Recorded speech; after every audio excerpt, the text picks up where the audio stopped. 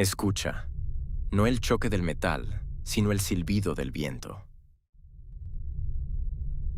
Imagina el año 53 antes de nuestra era. Estás en las llanuras abrasadoras de Karras, en lo que hoy es el sur de Turquía y el norte de Siria.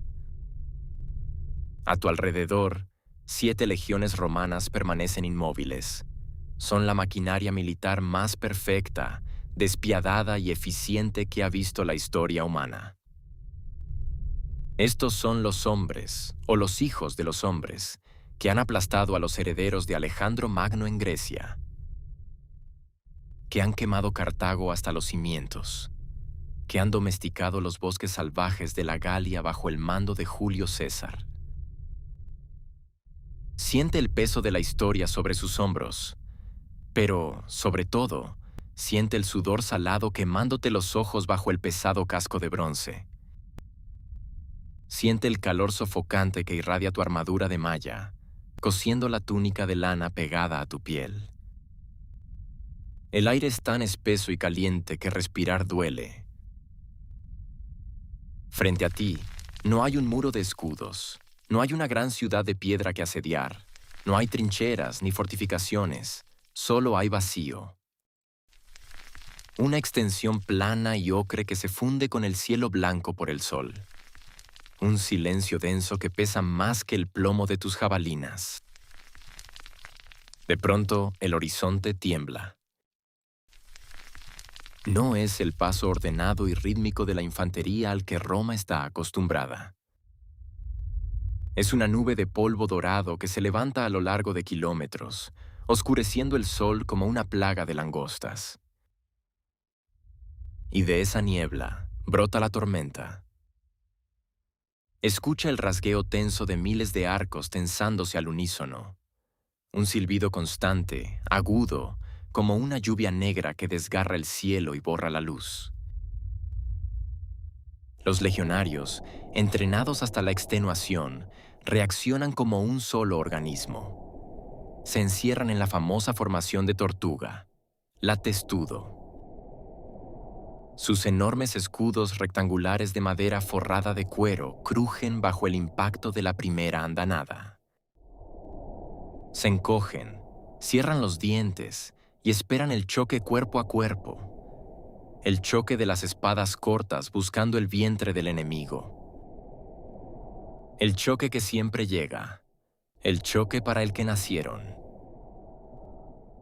Pero nunca llega. Los jinetes partos bailan a su alrededor en círculos infinitos. Disparan y se desvanecen.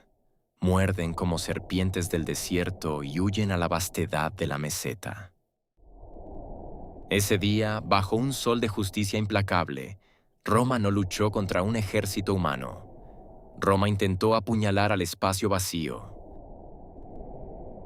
Ese día, en la agonía, la sed y el polvo, el imperio que se creía dueño del mundo descubrió algo aterrador. Había encontrado su límite definitivo. No era una montaña inexpugnable, no era un océano infranqueable ni un invierno interminable. Era Persia. Un enemigo que no se dejaba conquistar, no porque tuviera mejores murallas, sino porque su fuerza residía en la profundidad de su alma. En una concepción del mundo que Roma era incapaz de procesar. La frontera entre ambos mundos no era el agua turbia del río Éufrates, ni las piedras que marcaban los caminos. Era un abismo mental insalvable. Hoy, te invitamos a caminar por la línea exacta donde el orden del mundo occidental se resquebraja. Acompáñanos a la guerra que nadie pudo ganar. Una tragedia inmensa de 700 años donde Roma intentó desesperadamente conquistar el espacio, sin entender jamás que Persia no era un lugar. Persia era el tiempo. El horizonte retrocede.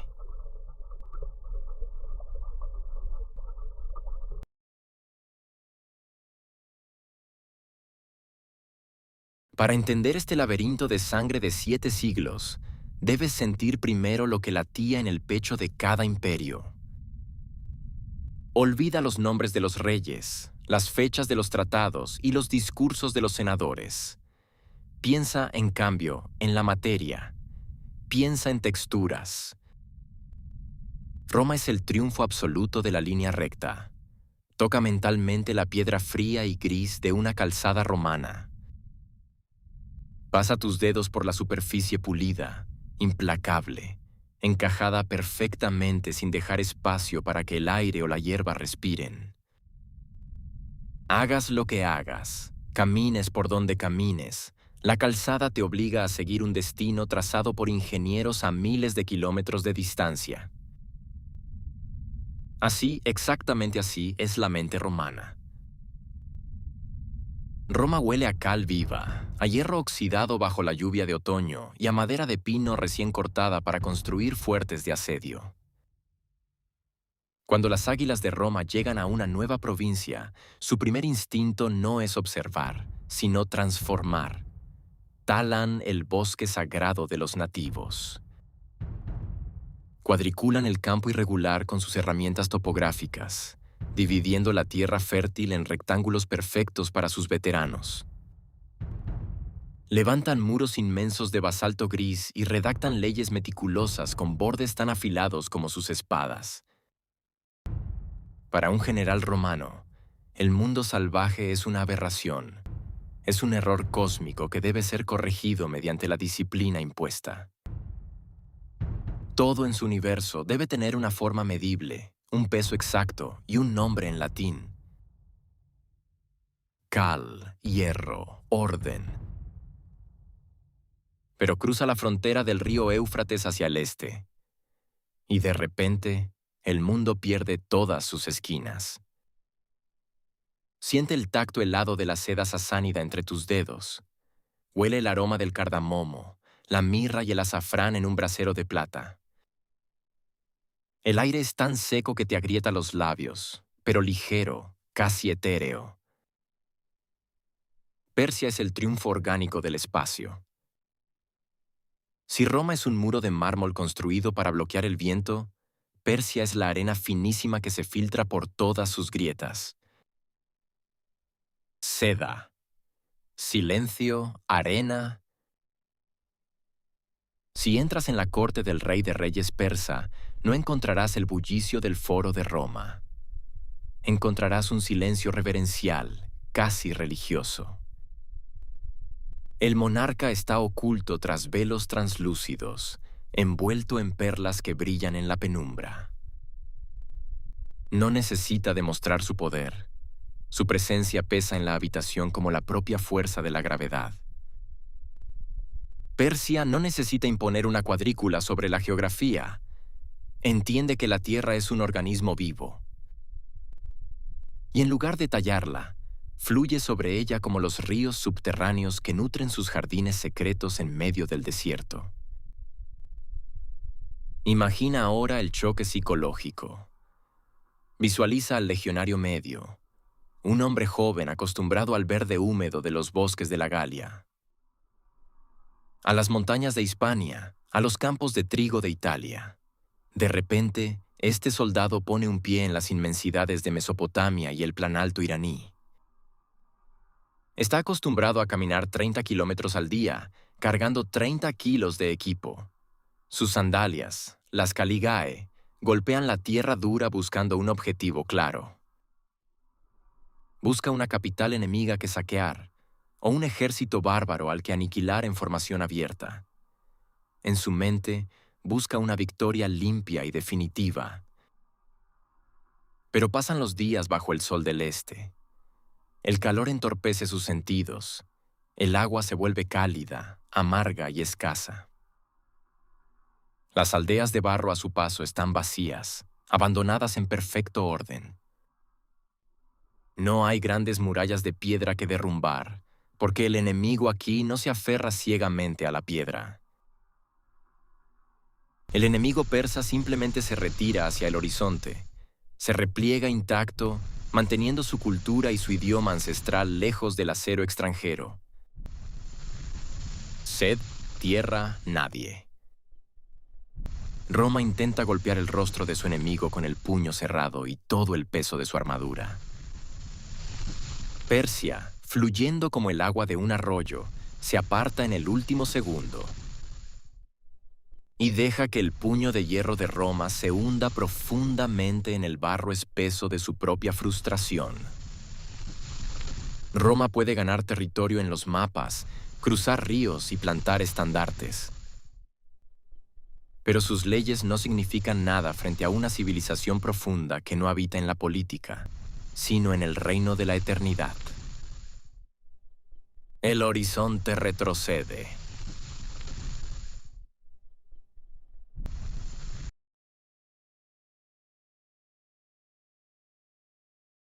Pero toda esta teoría abstracta sobre texturas, culturas y visiones del mundo colisionó violentamente con la realidad de la carne rasgada y la sangre derramada en una sola y fatídica tarde. Regresemos al año 53 a.C. Regresemos al clímax absoluto de la soberbia humana. Marco Licinio Craso no cruzó el mundo para defender a la República de Roma. Era el hombre más rico que había caminado sobre la tierra, pero la riqueza no bastaba. Su alma estaba enferma de celos por la gloria militar que ostentaban sus rivales, Julio César y Pompeyo. Conquistar el Imperio Parto y someter a Persia no era una necesidad estratégica, parecía simplemente el paso lógico para un romano ambicioso. El mármol de Occidente, por destino manifiesto, debía pavimentar la arena de Oriente. 40.000 hombres marchan hacia las profundidades del desierto de Siria. Escucha en tu mente el sonido sordo, pesado y constante de 80.000 pies aplastando la tierra agrietada. El tintineo de las cotas de malla rozando el cuero. El traqueteo incesante de la madera de miles de carros y mulas de carga. Es el sonido abrumador de un ejército invencible que se siente, sin dudarlo un segundo, dueño de la historia. Pero antes de que se desate la tormenta perfecta, hay un momento de terrible, casi dolorosa lucidez. Imagina la escena. Las legiones se detienen exhaustas en medio de la llanura. El viento cálido cae de forma abrupta. Hay una calma antinatural y opresiva. Los guías árabes en los que Craso confiaba ciegamente han desaparecido sin dejar rastro. El engaño se ha consumado. Una gota de sudor resbala por el cuello de un veterano centurión y cae al polvo. No hay pájaros en el cielo. No hay brisa moviendo los estandartes. Solo el latido sordo y rápido de tu propio corazón, golpeando las costillas bajo el bronce. Sol, calor, silencio. Y entonces el silencio de Carra se rompe para siempre. No con las trompetas de bronce romanas, sino con el redoble grave y oscuro de los timbales partos, ocultos en la bruma del horizonte. Un sonido cavernoso que hace vibrar el esternón de cada uno de los 40.000 legionarios. El joven general Parto, Surena, no ha venido a ofrecerles una batalla. Ha venido a ofrecerles una cacería sistemática. Cerca de 10.000 arqueros a caballo brotan como fantasmas del polvo y rodean lentamente a las legiones romanas. El contraste táctico es absoluto. Para Roma, la infantería pesada anclada a la tierra es la raíz inamovible de su poder. Para Persia, la fluidez y la movilidad extrema son la vida misma. La orden que gritan los oficiales romanos es aguantar. Formarla testudo entrelazando los escudos por los 4 costados y por encima de las cabezas, y esperar a que el enemigo agote sus flechas. Siente la claustrofobia dentro de esa caja de madera y carne sudorosa. La temperatura sube hasta la asfixia. El olor a sudor rancio y a bronce recalentado corta la respiración. Miras hacia arriba por la rendija entre los escudos y ves el cielo negro. Sientes el impacto constante en el escudo sobre tu cabeza.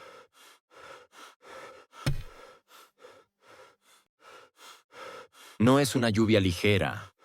Las flechas partas son disparadas con arcos compuestos asimétricos de una potencia devastadora. Tienen tanta fuerza cinética que atraviesan la madera forrada de cuero y clavan la mano y el antebrazo del legionario a su propio escudo. Gritos ahogados comienzan a escucharse dentro de la formación a medida que el erizo romano empieza a desangrarse desde dentro. Miedo, sangre, arena. Pasan las horas lentas como siglos. El agua se acaba. La sed enloquece a los hombres, hinchando sus lenguas. Y las flechas no se detienen. Caravanas de 1000 camellos cargados de munición reabastecen a los jinetes en un ciclo incesante, un reloj macabro diseñado para matar desde lejos. Craso ordena a su hijo Publio que rompa el cerco con caballería. Ven una apertura y cabalgan alejándose del cuerpo principal. Pero es una trampa. Los partos los aíslan en el polvo y los rodean. Horas después, los legionarios ven acercarse a un jinete enemigo.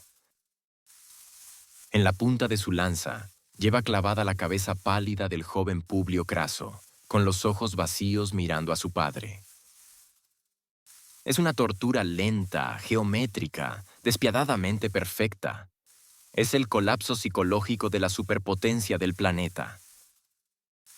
Roma entiende, en medio de los gemidos de sus hombres, que su fuerza bruta es inútil si no tiene un cuerpo sólido al que poder golpear. Craso, desesperado y roto, intenta negociar una rendición en una tienda de campaña. Su vida termina allí, decapitado. La leyenda cuenta que el rey de reyes ordenó verter oro fundido por la garganta del cadáver romano. Una burla final a la codicia que lo llevó hasta el desierto. Aquel día sofocante, Roma no solo perdió sus águilas doradas ensangrentadas en la arena, perdió algo más profundo, la ilusión de su propia invulnerabilidad.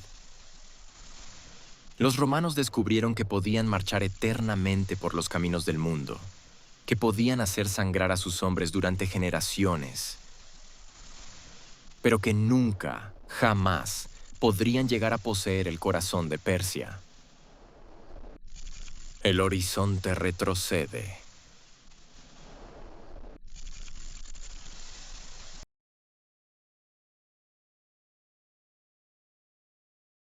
Conociendo el terror de Carras, podrías pensar que Roma aprendería la lección, pero la mente de un imperio en expansión funciona de otra manera.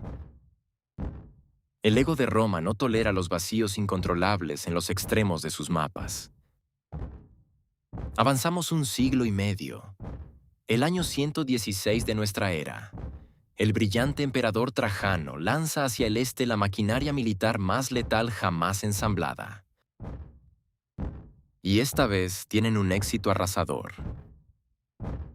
Las disciplinadas legiones, respaldadas por una inmensa flota fluvial, marchan de forma implacable siguiendo el curso de los grandes ríos de Mesopotamia.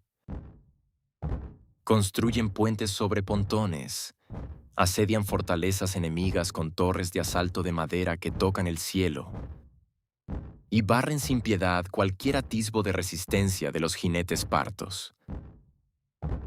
Trajano logra hacer realidad lo que parecía impensable desde los tiempos de Craso. Llega a las formidables puertas de Ctesifonte, la inmensa, majestuosa y rica capital invernal del imperio persa. Imagina por un instante el clímax visual de la victoria romana. Las inmensas y pesadas puertas de madera de la ciudad, recubiertas de bronce, ceden finalmente bajo los golpes rítmicos y destructivos de los pesados arietes. El sonido de la madera estallando marca el fin de una era. Los soldados entran corriendo, espada en mano, por las calles polvorientas de la metrópoli. Escucha el eco de las botas en los frescos pasillos de los palacios reales. Rompen vasijas, rasgan tapices, Arrancan el oro de las estatuas y queman los archivos de conocimiento centenario. Han asaltado y tomado el corazón geográfico del enemigo. En el mundo y en la lógica romana, si tomas la capital enemiga, le has cortado físicamente la cabeza a la serpiente. El cuerpo puede temblar, pero la guerra, indudablemente, ha terminado. Ruina, fuego, victoria. Pero cuando el polvo de los edificios derrumbados comienza a asentarse, el aire no huele a triunfo. Solo huele a ceniza fría y a un desconcertante vacío. Trajano entra en la sala del trono del Rey de Reyes. Pasa su mano enguantada por los pilares cubiertos de pan de oro. Pisa las alfombras persas que ahora están llenas de barro y sangre romana. Pero el salón del poder está extrañamente silencioso y hueco. El rey parto, Osroes, no está allí para rendirse. La nobleza, con sus túnicas de seda, no está. El núcleo del ejército persa y el tesoro más importante no están. Trajano se detiene en medio de la sala vacía y Roma entera experimenta una revelación desoladora. Han cortado la cabeza del imperio, sí, pero el enorme cuerpo oriental sigue respirando y moviéndose en la oscuridad. Para los romanos, el espíritu de una civilización reside en los mármoles de sus edificios de gobierno y en las togas de su senado. Pero para Persia, Ctesifonte es solo piedra apilada. Es solo una tienda de campaña invernal más grande y lujosa de lo habitual. La verdadera Persia, el núcleo inquebrantable de la resistencia, simplemente había recogido sus cosas y se había retirado a las inaccesibles montañas de los Zagros y a las vastas llanuras iranias del este. Intocable, paciente, sabiendo que el tiempo jugaba a su favor. Piedra, río, tiempo. El orgullo de Roma sufre un golpe de realidad aplastante. Han derramado ríos de sangre para conquistar una cáscara vacía. Tienen las coronas enjolladas de las princesas persas, pero no controlan el territorio que pisan. Sus rutas de suministro se estiran al límite y revueltas mortales estallan a sus espaldas. El territorio que creían pacificado arde bajo sus pies. Hay una imagen histórica que encierra una poesía triste. Trajano, ya viejo y enfermo, viajó hasta el Golfo Pérsico. Vio a lo lejos un gran barco mercante zarpando hacia los misterios de la India. Allí de pie, el emperador lloró en silencio. Lloró porque fue consciente de que nunca sería Alejandro Magno. Sintió la espuma del mar salpicando sus botas y comprendió que, a pesar de sus victorias tácticas, no había conquistado nada permanente. Esta farsa volvería a repetirse. Décadas después, Septimio Severo repetiría la hazaña. Tomar y saquear Ctesifonte terminó convirtiéndose en un macabro rito de paso. Era una coreografía monótona. Entrar a la fuerza, quemar la madera, declarar victoria ante el Senado y ordenar la retirada urgente antes de que el desierto o las flechas se tragaran a las legiones. Victoria, ceniza, nada. Roma poseía el hierro para ganar todas las batallas y podía sentar a sus generales en el trono persa 100 veces. Pero el pacto secreto de Oriente se mantenía inalterable. Al día siguiente, el sol del desierto volvía a salir y la arena amarilla barría y borraba para siempre las huellas de las legiones, como si jamás hubieran existido en aquella tierra. El horizonte retrocede.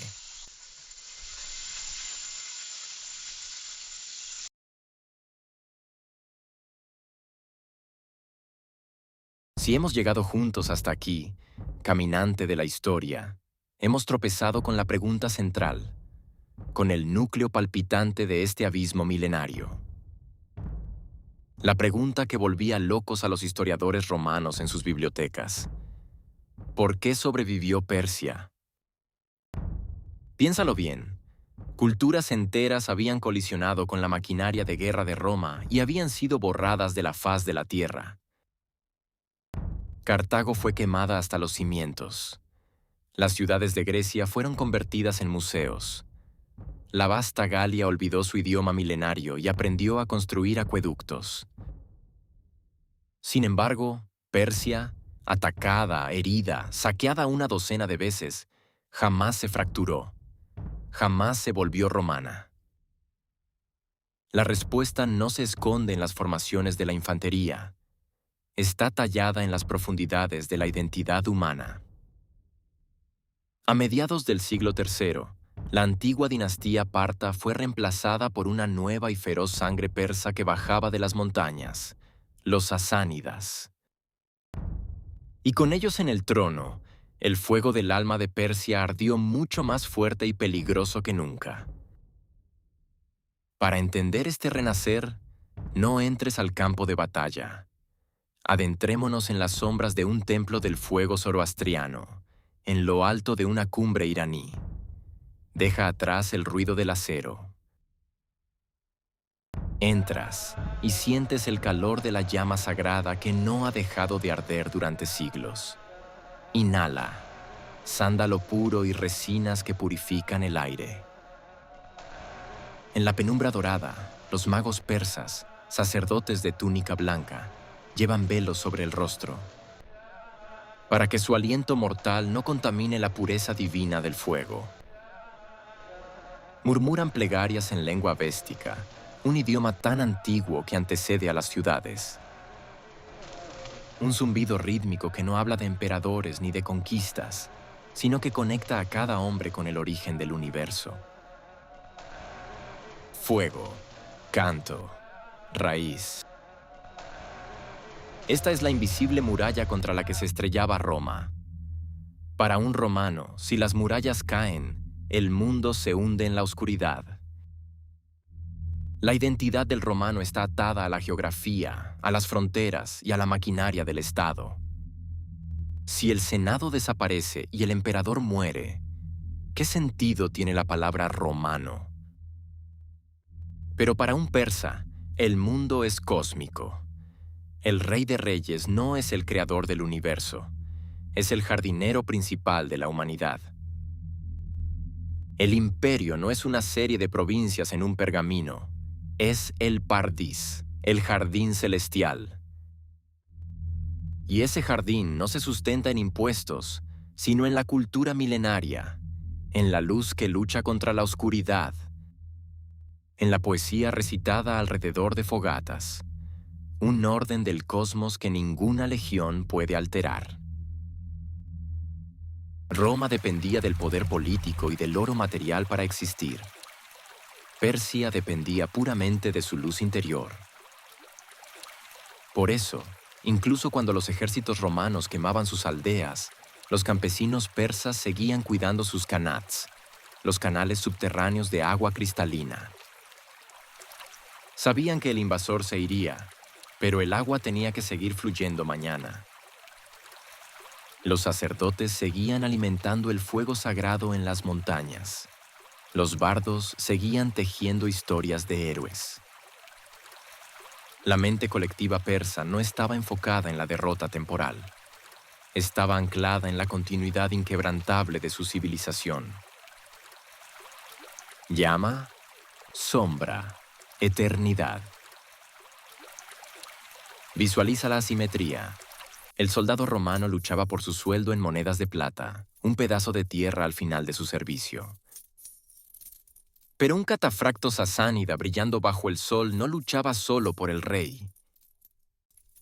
Luchaba convencido de que su lanza servía a Ahura Mazda para mantener el equilibrio del cosmos contra las fuerzas del caos.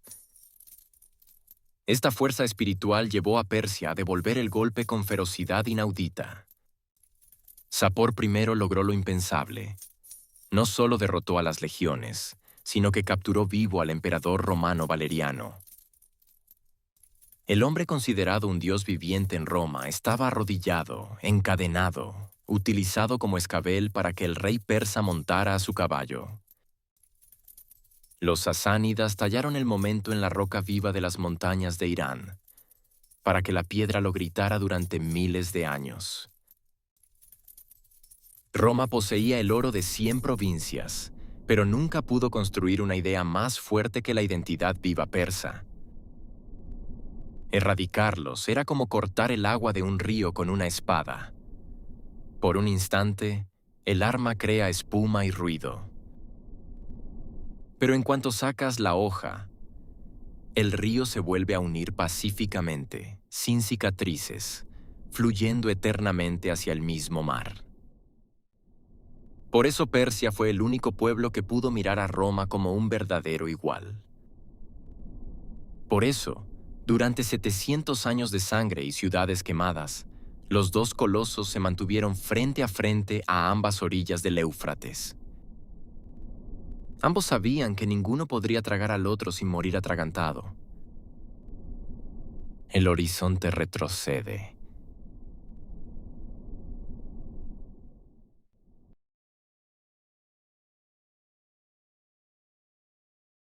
Toda tormenta, incluso aquella que dura 700 años, tiene que terminar. Y la forma en que llegó a su fin es, en sí misma, la última y más grande de sus tragedias. Llegamos al siglo VII. Los descendientes de Roma Oriental, que llamamos bizantinos, reinan desde Constantinopla. Los reyes sasánidas portan la corona perlada en Ctesifonte. Durante casi 30 años continuos, de las décadas del 600 al 630, deciden librar la que sería su batalla final. El canto del cisne de la antigüedad. Esta no fue una guerra por fronteras, sino una guerra de aniquilación mutua. Los ejércitos persas saquearon Jerusalén y llegaron a las murallas de Constantinopla. El emperador Heraclio contraatacó empujando sus legiones hasta las montañas persas y quemando los templos del fuego zoroastrianos en venganza. Años de sangre y fuego ininterrumpidos, décadas de marchas, asedios y ciudades en llamas. Ninguno se rindió. Ninguno dio un paso atrás.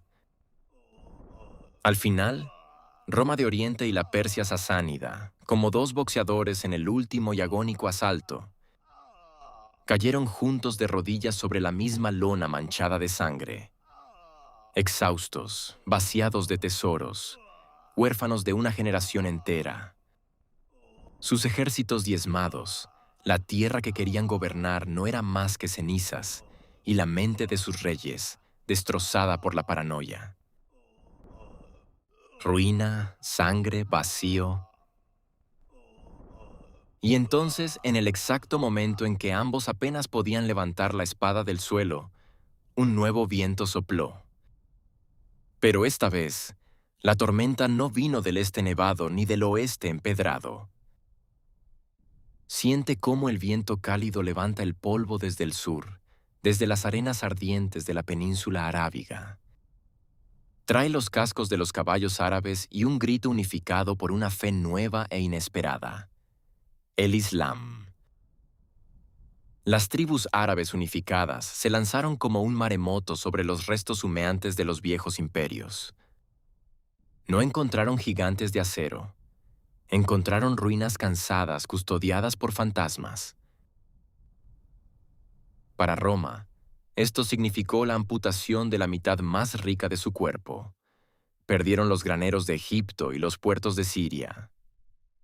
Para el imperio persa, el golpe fue definitivo. El estado sasánida colapsó. El rey de reyes murió traicionado huyendo como un vagabundo. Y el dominio político de Persia fue tragado por el califato islámico. La guerra de 7 siglos no la ganó ni el águila romana ni el león persa. La ganó la asfixia mutua. La guerra se consumió a sí misma. Polvo, viento, silencio. Pero recuerda la tesis central. Roma es mármol. Cuando recibe el golpe suficiente, se quiebra para siempre. Pero Persia era el agua. Era la seda y el fuego bajo la montaña. Y el agua, por mucha fuerza que caiga sobre ella, jamás puede romperse. El imperio sasánida desapareció de los mapas. Los ejércitos ya no volvieron a formar en la llanura. Pero el alma de Irán no se perdió en la arena. En uno de los giros más fascinantes, el conquistador terminó siendo seducido por el cautivo. Los jinetes árabes que entraron en los palacios silenciosos, que caminaron por los jardines de cipreses y escucharon la poesía que latía en el ambiente persa, quedaron completamente maravillados, embrujados. Los califas no intentaron destruir la civilización caída. La copiaron.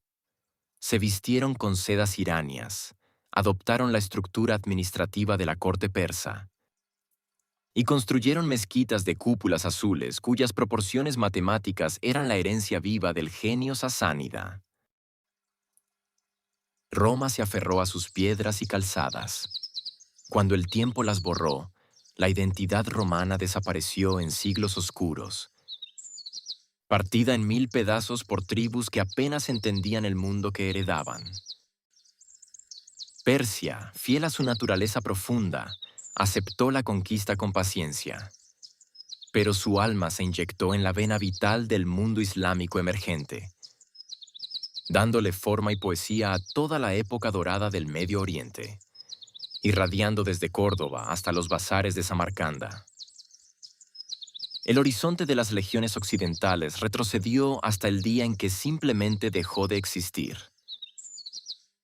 Pero el jardín interior, el jardín persa que nadie pudo incendiar, el Kanat que ninguna bota romana pudo cegar, nunca se rindió.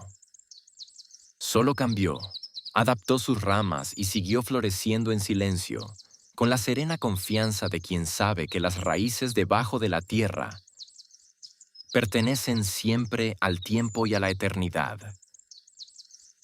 Buenas noches, viajero del pasado. Descansa a salvo en las arenas de la historia. El horizonte finalmente descansa.